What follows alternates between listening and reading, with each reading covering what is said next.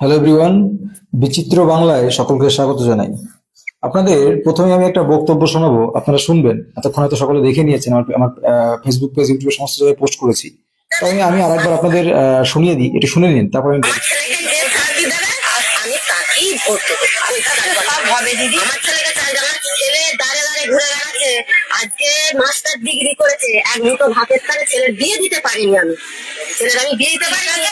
ঘর দুয়ার করেছি খেতে খেতে আমার বাড়ি মাঠে খাচ্ছে, মাঠে খাচ্ছে।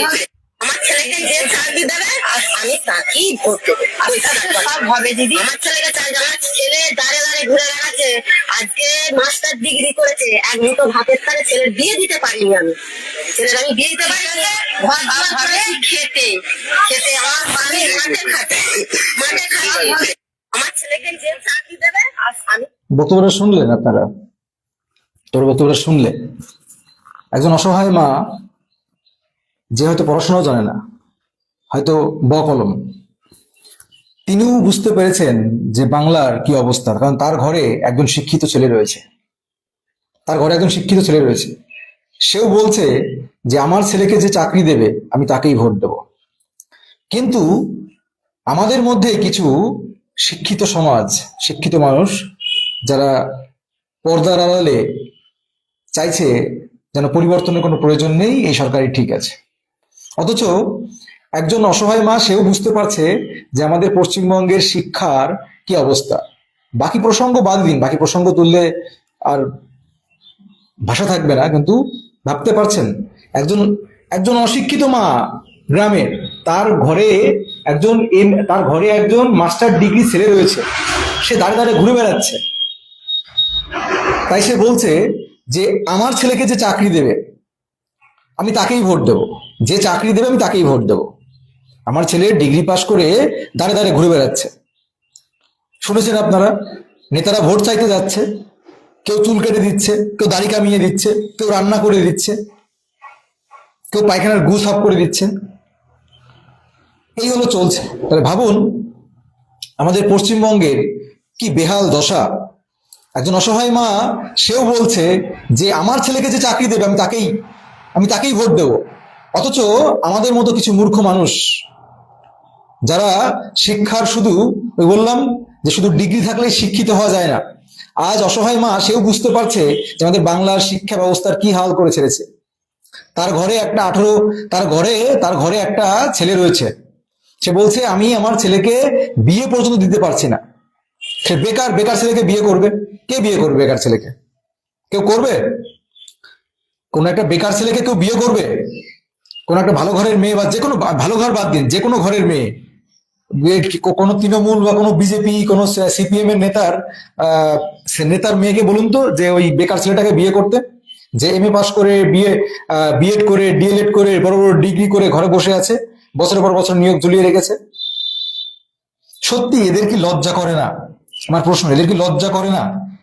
আর এরপরেও কিছু শিক্ষিত সমাজ, যারা পড়াশোনা করছে, চাকরির জন্য খাটছে, তারা বলছে না না, পরিবর্তনের কোনো দরকার নেই, পরিবর্তন ঠিক আছে, এটাই ঠিক আছে। বলছে এটাই ঠিক আছে।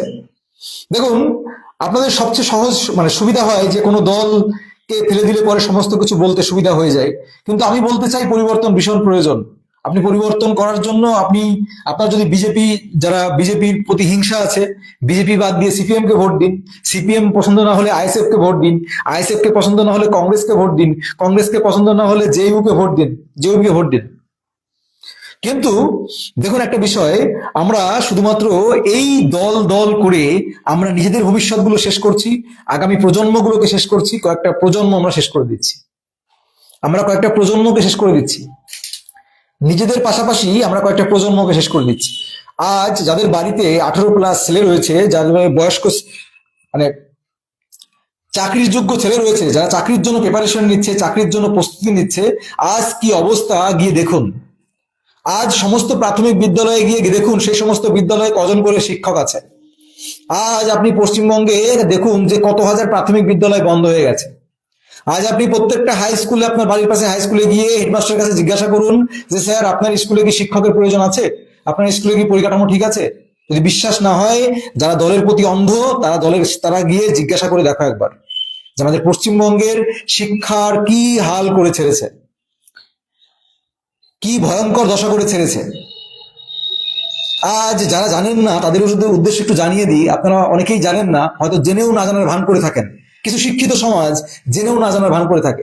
আজ যে নেতা ভোট চাইতে গিয়েছিল এই অসহায় গরিব গরিব মায়ের কাছে, হ্যাঁ, সেও কিন্তু খুব ভালো করে জানে যে আমাদের পশ্চিমবঙ্গের আজ কি কি বেহাল দশা, কিন্তু তারাও নিরুপায়, কিছু বলার মতো নেই।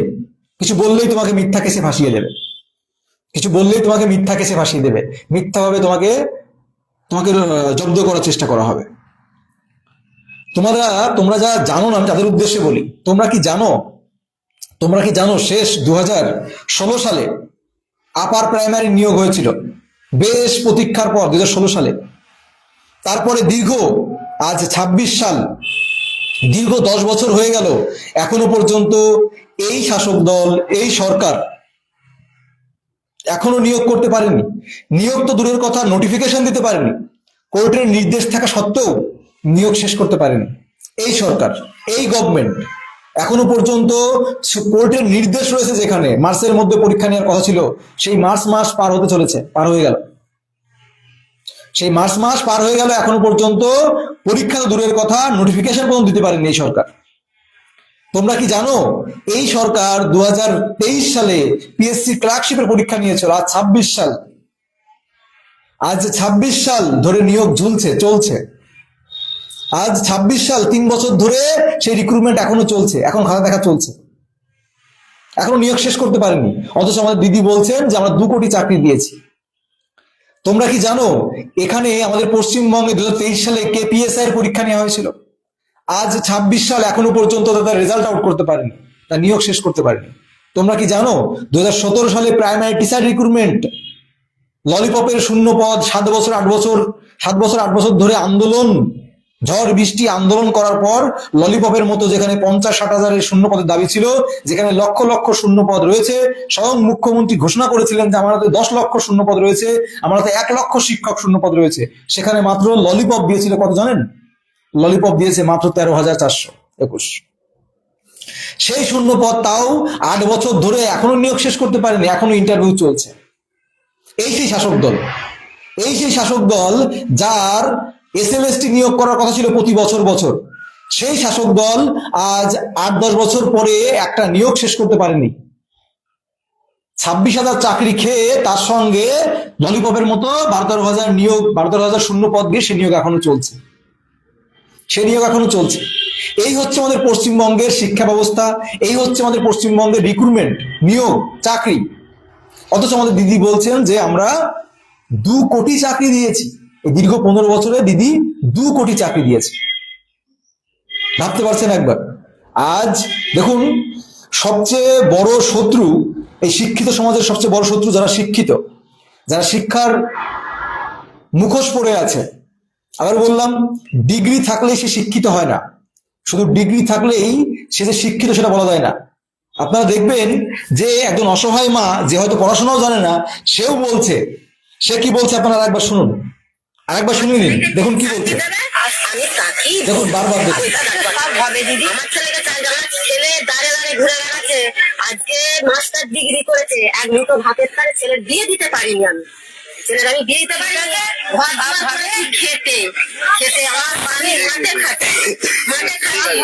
আমার ছেলেকে যে চাকরি দেবে আমি তাকেই ভোট দেবো। ভাবে দিদি, আমার ছেলেকে চাই, আমার ছেলে দাঁড়ে ঘুরে বেড়াচ্ছে, আজকে মাস্টার ডিগ্রি করেছে, 1 মুঠো ভাতের তারে ছেলের বিয়ে দিতে পারিনি আমি, ছেলের আমি বিয়ে দিতে পারি। ভাবতে পারছেন, একজন অসহায় মা, গ্রামের একজন অসহায় মা, যিনি বকলম, যার মধ্যে শিক্ষা নেই বললেই চলে, সেও বুঝতে পারছে তার ঘরে একটা বয়স্ক ছেলে রয়েছে, সে ছেলেকে আমি বিয়ে দিতে পারছি না, আমি চাকরির জন্য আজ সে মাস্টার ডিগ্রি কমপ্লিট করে বছরের পর বছর ধরে দাঁড়ে ঘুরছে, কিন্তু তার চাকরি নেই, নিয়োগ নেই। নিয়োগ কি করে হবে? সমস্ত নিয়োগ তো বন্ধ, ঝুলিয়ে রেখেছে, ঝুলছে সব। অথচ দিদি বলছেন আমরা 2 কোটি চাকরি দিয়েছি। ভাবতে পারছেন একবার আমাদের পশ্চিমবঙ্গের কি অবস্থা? আজ বছরের পর বছর ধরে সমস্ত নিয়োগগুলো ঝুলছে, কিন্তু আমরা দেখতে পাচ্ছি যে 2 কোটি চাকরি দিয়েছেন। বিচার করুন, একজন অসহায় মা যিনি বকলম, তিনিও বুঝতে পারছেন তিনি বলছেন যে যে আমাকে চাকরি দেবে আমি তাকে ভোট দেব, যে আমাকে চাকরি দেবে আমি তাকে ভোট দেব, আমাকে যে চাকরি দেবে আমি তাকে ভোট দেব, সেটা যে দলেরই হোক না কেন। আপনারা তো কোনো কথা বললেই দলে কোনো একটা, আপনাদের মানে কি বলুন তো সবচেয়ে বড় সমস্যা কি বলুন তো আপনাদের, মানে সবচেয়ে বড় সমস্যা বলতে সবচেয়ে বড় ইয়েটা যে কাউকে কোনো দলে ফেলে দিলে পরে ওকে আক্রমণ করতে সুবিধা হবে, কাউকে কোনো দলে ফেলে দিলে ওকে আক্রমণ করতে সুবিধা হবে। আপনারা যে কোনো দলকে ক্ষমতায় নিয়ে আসুন, কিন্তু পরিবর্তন করুন, পরিবর্তনটা ভীষণ প্রয়োজন, না হলে যেটুকু যা আছে সেটুকুও থাকবে না, সেটুকুও থাকবে না। শুধু এটুকুই বললাম।